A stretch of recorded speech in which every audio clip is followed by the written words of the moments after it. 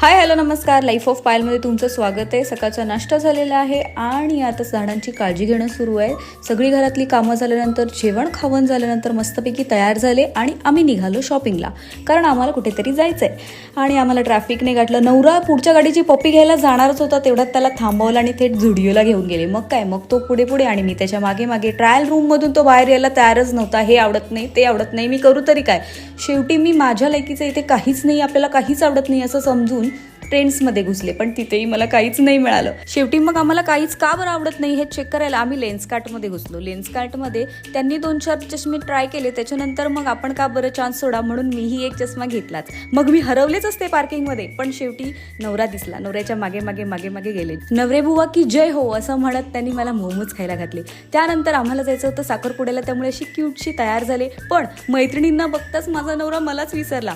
हळदी कुंकू झाल्याने ह्याचीच वाट बघत होतो आम्ही. खूप भूक लागली होती.